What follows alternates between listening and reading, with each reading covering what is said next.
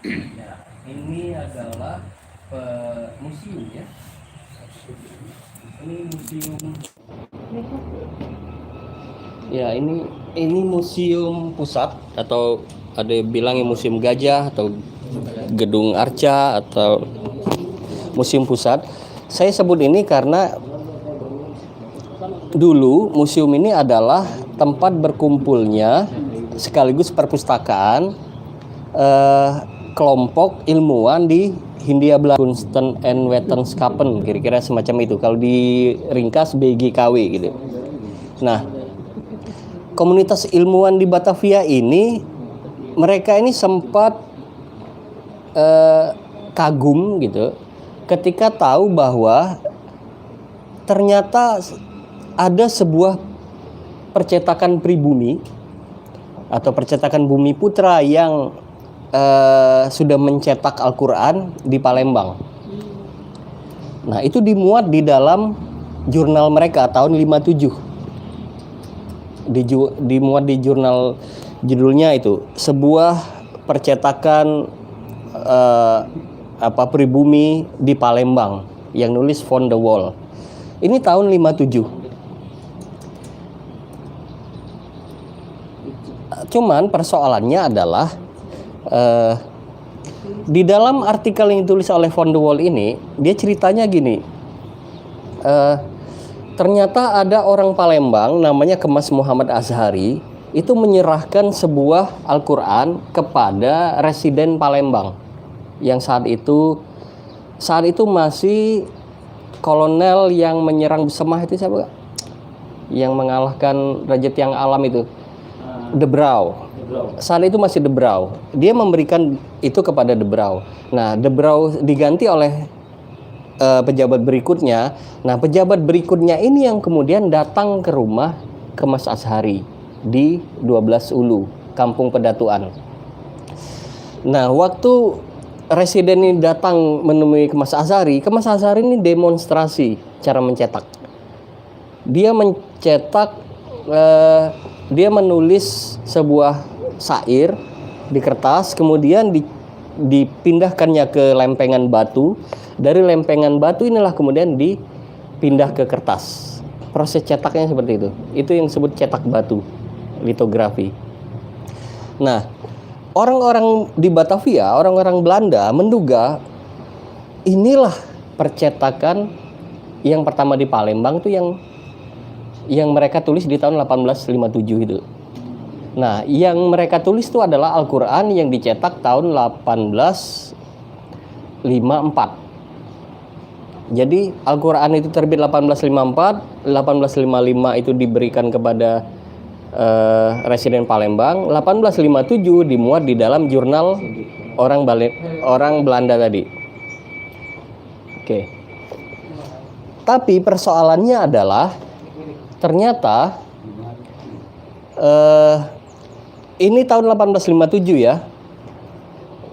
Selama 1 abad lebih, rujukan orang tentang percetakan di Palembang itu ya adalah Al-Quran yang diterbitkan tahun 1854 tadi. Jadi mereka menduga pertama kali terbit Al-Quran di Palembang itu adalah 1854. Sedangkan tahun 1853, setahun sebelum Palembang, itu sudah ada kitab yang terbit di Surabaya dari keluarga Al-Habsyi, gitu ya. Nah, jadi orang bilang bahwa percetakan Muslim pertama di Nusantara itu ya di Surabaya, 1853. Nah, tahun 90-an ada orang namanya Jeroen Pieters. Dia datang ke Palembang meneliti tentang perkembangan kehidupan beragama di Palembang. Dia mewawancarai Kiai Baba Cek Ming. Kiai Baba Cek Aming, ya, bapaknya Pak Azim. Nah, waktu wawancara dengan Kiai Cek Ming inilah ditunjukkannya ke Jeroen Pieters. Ini loh Al-Quran lamo, kira-kira itu. Waktu dijingok oleh Jeroen Pieters, ternyata tahunnya 1848. Lebih tua lagi. Nah, jadi seolah-olah Al-Quran itu ditemukan kembali. Nah, iya, yang awal lebih daripada Surabaya tadi, bahkan berarti lebih tua lagi kan. Nah, sejak itulah berubah. Penulisan tentang sejarah percetakan itu balik ke Palembang. Karena orang menduga pertama kali Surabaya kan 1853. Nah, ini artikelnya Jeroen Pieters tadi. Kalau kita banding-banding ke Jeroen Pieters ini kira-kira mirip tulisan George Kudes apa nyebutnya? Kude apa Kudes? Kudes gitu ya. Kodes. Dia ya kira-kira seperti artikel George Kudes itu yang orang kan enggak tahu kalau Sriwijaya itu pernah ada. Iya kan? Ketika Kudes menulis artikel baru wong tahu oh dulu pernah ada ini. Nah, kira-kira mak itu saya membandingkan tulisan Jeroen Pieters ini. Nah, sejak itulah kemudian penulisan tentang percetakan di Palembang itu selalu merujuk ke Jeroen Pieters dan jaraknya itu 138 tahun. Sempat ada kekosongan referensi tentang itu. Ya. Baik.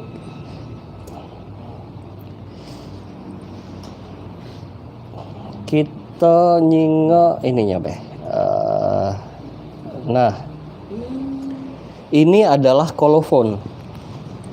Inilah adalah kolofon dari Al-Quran tadi. Kolofon itu keterangan tentang penerbitan. Kalau di buku-buku cetak sekarang itu ya, siapa penerbitnya, diterbitkan di mana, tahun berapa, itu. Nah, ini kolofon yang memuat tentang percetakan Al-Quran 1848. Dia di 2 halaman ya. Di 2 halaman ada yang bisa baca? Oke. Nah, ini kolofonnya ini, isinya ini. Ada berapa poin penting yang ditandai. Sebermula adalah mengecap Al-Quran Al-Azim. Dia menggunakan kata mengecap. Istilah yang dipakai itu cap, bukan cetak. Karena bahkan Raja Ali Haji, ya, Raja Ali Haji itu membedakan kata cap dengan cetak. Karena cap itu memang cenderung yang teknologi stempel tadi itu atau yang cetak batu. Tapi kalau cetak itu yang tipografi, yang pakai cor-coran huruf yang dirangkai. Nah, itu kan percetakan ala Gutenberg gitu, percetakan ala Eropa. Nah, itu yang disebut cetak. Tapi kalau cap itu yang cetak batu itu. Nah, di sini sebutkan yang mengerjakan cap ini Ibrahim Sahab Nagur nama negerinya Singapura. Sahab Nagur nama negerinya Singapura, tempat kediamannya. Daripada murid Tuan Abdullah Ibnu Abdul Qadir Munshi Malaka. Jadi yang secara teknis melakukan pencetakan, istilah itu tenaga terampilnya itu adalah Ibrahim bin Hussein yang tinggal di Singapura, dibawa ke Palembang. Nah, Ibrahim bin Hussein ini adalah murid dari Abdullah bin Abdul Qadir Munshi, bapak sastra Melayu modern, ya kan? Memang setelah ini saya lacak-lacak, ternyata memang Abdul Qadir Munshi ini bikin sekolah di Singapura. Salah satu kelebihan kurikulum itu adalah mengajarkan percetakan. Nah, murid jebolan sekolah menengah ini itu yang kemudian mengisi industri percetakan di Singapura setelah itu.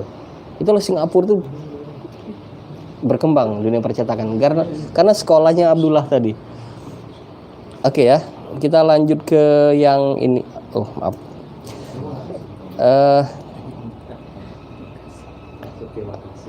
Inti dari kolofon tadi. Ya, ini. Disebutkan bahwa Al-Quran itu selesai cetaknya pada hari Senin 21 Ramadan 1264 yang bertepatan dengan Senin 21 Agustus 1848. Itu hari ini? Iya. Iya. Jadi iya. Iya. Ya, itu istimewanya tanggal 21 Ramadan saat itu. Dia barengan dengan 21 Agustus. Sengaja. Selesai cetak oleh Kemas Haji Muhammad Azhari di Kampung Demang Jaya Laksana, Tigoulu, Palembang. Oh, Jaya Laksana. Iya. Iya. Pak Azim. Nah, ini.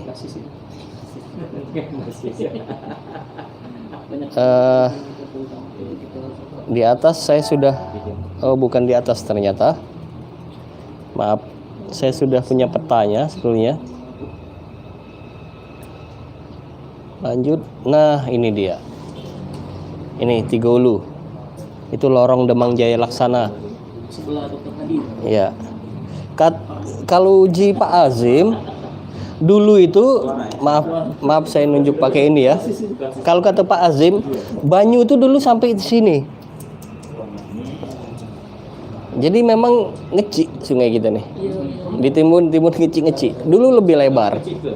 Iya, karena bangun.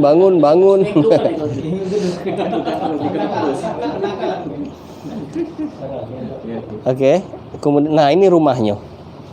Ini rumah tempat mencetak itu. Rumah masih. Oh. Masih. Jaya Laksana. Masih. Rumahnya masih. Iya. Nah, ini Pak Azim. Sebenarnya Pak Azim diundang tapi kayaknya udah bisa datang. Kemarin lah diminta untuk bawa Al-Qur'annya karena belum galonya nyingok kan, Al-Qur'an cetak itu kan. Nah, ini waktu pameran tahun kemarin. Pekan Pustaka Palembang tahun kemarin, ini Pak Azim. Baba Abdul Azim Amin. Ya, ininya iluminasinya, hiasan-hiasan pinggirnya itu ada banyak pengaruh gitu, ada pengaruh dari Turki, pengaruh Utsmani dan pengaruh India juga. Oke. Nah, Al-Qur'an cetak 1848 ini di Palembang cuma tersisa 2. Yang pertama koleksi Pak Azim. Selama bertahun-tahun orang hanya menyebut koleksi Pak Azim, seolah-olah itu yang satu-satunya. Ternyata di museum itu ada siko. Di museum ada siko SMB 2. Ini sudah pernah di kami keluarga kemarin tahun 2019. Nah, kita jingok ininya. Pola ininya, covernya sama kan? Pinggirnya nih. Pinggirnya, sudut-sudutnya sama. Ini khas Palembang nih. Nah, kalau menurut peneliti Al-Qur'an di Indonesia, bahkan sebenarnya penulis luar juga, Al-Qur'an cetak Palembang ini itu Al-Qur'an cetak pertama atau yang paling tua di Indonesia. Paling tua bahkan se-Asia Tenggara.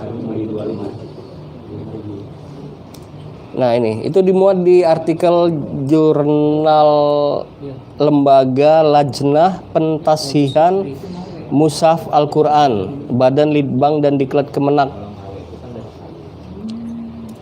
Oke. Jadi ini Al-Qur'an yang paling tua se-Asia Tenggara. Oke, ini sudah tadi. Ya, ini Abdullah bin Abdul Qadir Munsi. Ini wongnya. Dia memang berdarah campuran ya, Arab dan Tamil. Nah, yang menarik dari Al-Qur'an pertama ini, Kemas Muhammad Azhari yang menyalin ya. Jadi orang tidak bisa bilang dia menulis Al-Qur'an karena Al-Qur'an sudah pernah ada. Tidak mungkin ditulis baru kan? Menyalin dan mencetaknya gitu. Jadi Kemas Muhammad Azhari ini dia menyalin sistem kalender. Yang tadi kan sudah disebutkan Hijriah dan Masehi. 3 lagi adalah kalender Kipti, itu kalender Mesir kuno. Kemudian kalender Romawi dan kalender Persia. Ini jadi pertanyaan, kenapa seorang Kemas Azhari memuat 5 sistem kalender? Ya kan? Tafsir yang bisa diajukan sekarang ya dia ini kosmopolit. Kemas Muhammad Azhari ini kosmopolit karena dia memang sering melakukan perjalanan jauh. Ada nanti. Jadi di dalam perjalanan itu dari Palembang ke Mekah, kalau menurut Pak Azim, beliau ini pembimbing haji. Karena haji di Palembang kan termasuk yang tinggi di Nusantara. Nomor 2 setelah Minang kalau tidak salah. Itu Kemas Muhammad Azhari ini belajar astronomi itu di India. Nah, karena ilmu perbintangan itulah dia mengetahui sistem kalender berbagai bangsa ini. Oke ya, ini cerita yang tadi.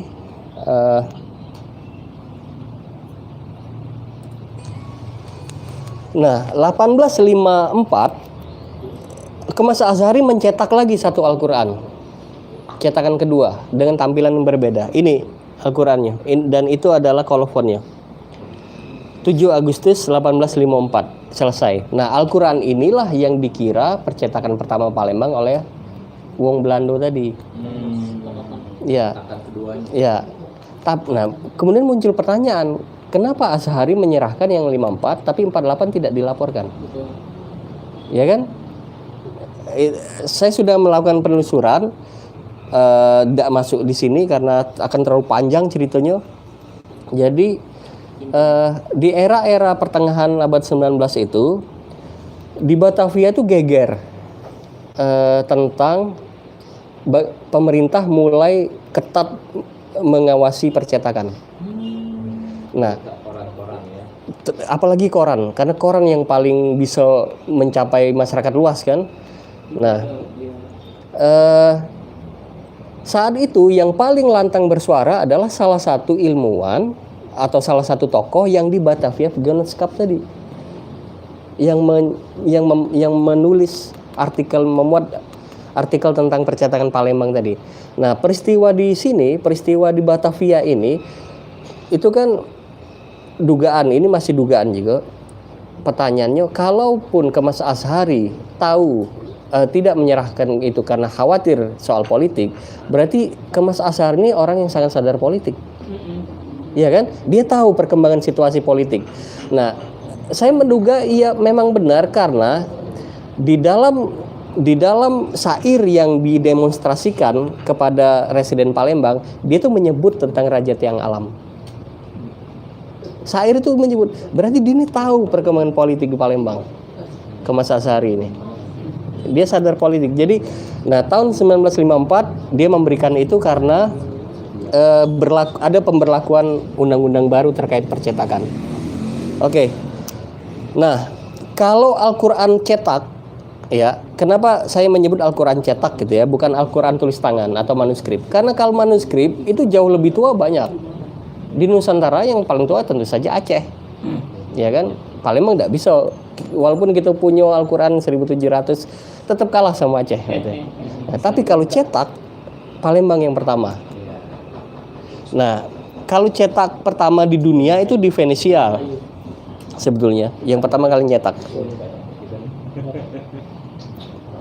Dan sekarang hanya tersisa satu di Venesia, di komplek makam, di sebuah pulau kecil di Itali. Ya, ini hal-hal teknisnya ya. Percetakan itu berlangsung selama 50 hari dan hasilnya 105 eksemplar. 105 eksemplar itu yang sekarang tersisa cuma 2. Ini yang masih wilayah gelap bagi saya. Sisanya itu didistribusikannya kemana? Itu gelap. Bagiku gelap. Aku belum menemukan jalur distribusi Kemas Muhammad Azhari. Dia menjual itu seperti apa caranya? 105, yang tersisa 2. Kemana yang lain? Dijual kepada siapa? Lewat jalur apa? Itu sampai sekarang belum ketemu. Mudah-mudahan sambil jalan akan ada petunjuk. Nah, mengenai hari buku, di kita ini peringatan hari buku ini hanya ada, setahu itu memang yang sering diulang-ulang tiap tahun itu hari buku sedunia, 23 April. Itu dirayakan sedunia. Kemudian hari buku nasional ini sebenarnya memperingati pendirian Ikatan Penerbit IKAPI. Hari Buku Nasional. Nah, saya mengusulkan tanggal selesai cetak Al-Qur'an itu, kalau kita anggap Al-Qur'an adalah buku, ya, maka itu bisa jadi tanggal Hari Buku Palembang. Kenapa ini penting? Kalau menurut saya, kalau kita punya hari buku, kita harus memperingati itu tiap tahun. Terserah mau bentuknya seperti apa. Tapi minimal setahun kita punya acara tentang buku. Ya kan? Sesederhana apapun. Mau di lapak mana, di pojok komunitas mana, atau di gedung apa, silakan gitu. Silakan dirayakan. Tanpa harus secara formal oleh pemerintah pun tidak masalah gitu. Tapi ada gitu. Kita punya hari buku yang tiap tahun, minimal setiap tahun kita punya pameran buku, minimal kita setahun punya diskusi buku, bedah buku baru, diskusi tentang penulis Palembang dan lain-lain. Baik, ya itu tadi tentang usulan saya. Saya tambah dikit ya, akhirnya aja ya. Jadi mungkin kita bertanya-tanya, kok bisa ya Kemas Azhari ini menjadi seorang penyalin dan pencetak Al-Qur'an? Apa track record yang membentuk dia gitu. Kalau di buku ini, buku Pak Azim ini buku langka loh. Hanya dicetak 10 eksemplar. Ini buku Pak Azim, Syekh Muhammad Azhari. Jadi dia ini lahir ketika mulai panas-panasnya Palembang sebelum diserang oleh Inggris. Setelah peristiwa Sungai Aur, itu kan mulai panas tegang antara Palembang dan ini. Nah, pada situasi itulah pada bulan Juni Kemas Muhammad Azhari lahir di Berdatuan. September Inggris masuk. Nah, pada era itu kemudian keluar, karena kan Berdatuan tuh kalau ditarik pakai Google Map ke Kuto Besak itu sekilo cuman. Parah nian, ya kan, kalau ada perang ada apa kena pecahan meriam gitu kan. Ya akhirnya mereka ke Tanjung Lubuk. Jadi keluarga Azhari kemudian mengungsi di Tanjung Lubuk sampai usia 10 tahun. Kemudian beliau sekolah. Nah, itu belum terlacak juga di mana kira-kira sekolahnya Tanjung Lubuk. Nah, sampai usia 15 tahun kemudian, kalau menurut Pak Azim, Ibtidaiyah dan Sanawiyahnya itu kemungkinan ada yang di Tanjung Lubuk, ada yang di Palembang, ada juga kemungkinan di Cirebon. Karena ternyata ada kaitan pesantren Cirebon dengan Berpung Palembang gitu. Belum pasti, dari Pak Azim belum pasti. Kalau Pak Azim juga belum pasti, apalagi saya gitu. Nah, usia 15 tahun beliau ke Mekah. Usia 15 tahun dan mukim lama di sana. Mukim lama di sana setelah kira-kira kalau menurut Pak Azim gitu, pada pendidikan menengah dan pendidikan tinggi lah kira-kira di Mekah beliau selesai. Umumnya yang sudah selesai pendidikan itu dia akan mengembara ke negeri-negeri lain. Nah, yang disebutkan itu adalah Mesir. Itulah kenapa beliau punya belakang Azhari, karena beliau dapatnya dari Al-Azhar. Kemudian dia juga ke India. Di situ beliau belajar belajar astronomi. Sama pada tahun-tahun itulah percetakan Muslim di India mulai berkembang. Dan teknologi percetakan di India itu adalah cetak batu. Jadi di India inilah dia mulai memperhatikan perkembangan percetakan Muslim. Nah, kenapa pakai cetak batu? Ada video sebenarnya bisa ditonton. Sebenarnya cuma 3 menit. Jadi perbedaan antara cetak batu dan litografi atau cetak batu dengan tipografi. Tipografi itu yang model mesin ketik. Kalau kita nyengok mesin ketik itu di ujungnya ada cak huruf-huruf kan. Nah, itu kan dicor itu. Yang kaki disusun di kolom-kolom yang kemudian dicetak. Itu tipografi. Itu ala Gutenberg. Nah, kalau cetak batu, dia benar-benar lempengan batu kapur yang bisa ditulisi di pucuknya pakai tinta. Nah, tulisan itu kaki diinjuk dengan zat kimia tertentu. Salah satu zat kimia itu namanya Arabic gum. Ada nama Arabnya itu. Itu kaki tinta tuh nempel ke batu. Setelah itu nempel diinjuk kimia lagi. Nah, setelah diinjuk kimia lagi itu itu akan digiling itu pakai tinta itu, digiling. Nah, tinta itu hanya menyerap di tulisan. Sedangkan di sekitarnya itu tidak nyerap tulisan. Jadi kayak pakai teknik air dan minyak semacam itu. Nah, baru kemudian ditempeli kertas. Nah, dari kertas itu yang kemudian dicetak. Nah, kenapa litografi pertanyaannya? Kenapa orang muslim pakai litografi? Karena kalau pakai tipografi, bayangkan mencetak huruf Arab. Yang mana huruf Arab itu bukan pisah-pisah. Huruf ini ketemu huruf inilah berubah dia. Nah, untuk mencetak huruf-huruf yang kaligrafis, baik itu Arab maupun Tiongkok, itu juga mahal. Itulah Tiongkok dia pakai cetak kayu, silografi gitu. Dia harus, kalau misalnya itu dia akan mahal, maka dia pakai litografi yang dia tinggal nulis baik di kertas, dari kertas dipindah ke batu, dari batu tinggal dicetak berkali-kali. Itulah kenapa pakai litografi. Dan teknologi itu berkembang pesat di India ketika Azhari mulai mengembara. Nah, salah satu jalur haji Palembang Mekah adalah Singapura. Nah, di Singapura saat itu mulai berkembang percetakan ketika Abdullah bin Abdul Qadir Munshi sedang naik daun. Jadi salah satu artikel menyebutkan Abdullah ini ketemu dengan Muhammad Azhari. Jadi Muhammad Azhari ini kan tahu peta Mekah. Sedangkan Abdullah bin Abdul Qadir Munshi saat itu nak naik haji. Jadi mereka ketemu dan berbagi pengetahuan. Mas Azhari tahu pengetahuan tentang Mekah, Abdullah ngajari tentang dunia percetakan. Itulah ngapa muridnya dibawa ke Palembang. Tapi Abdullah tidak berumur panjang. Dia naik haji meninggal di Mekah. Nah, itu yang membuat seorang Mas Muhammad Azhari itu terbentuk sebagai seorang penyalin dan pencetak Al-Quran. Nah, ini jalur ininya, petanya. Peta perjalanan haji di Samudra Hindia.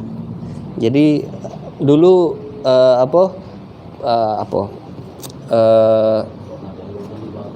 istilahnya itu tempat nunggunya itu, tempat pemberangkatannya itu Batavia, pasti kemudian ke Singapura, kemudian lewat Sri Lanka.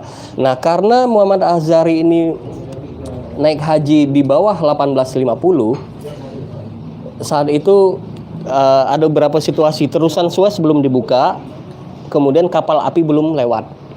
Maka dia pakai pelayaran kapal layar angin. Nah, kalau pakai kapal layar pasti banyak mampirnya. Ya kan? Harus banyak, iya, tergantung angin dan persediaan karena lebih lama kan. Makanya dia menyusuri ya pelabuhan-pelabuhan di India. Di perjalanan itulah dia mulai belajar. Balik ke Palembang, dipraktekannya. Bolak-balik dia mah itu. Dia bolak-balik Mekah Palembang, Mekah Palembang. Dan meninggalnya di Mekah.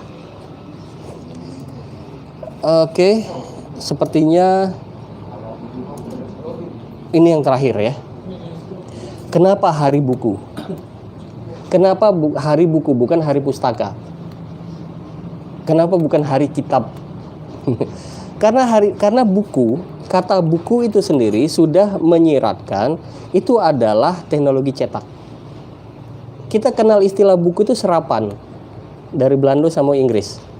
Book dan boek dan book. Ya kan?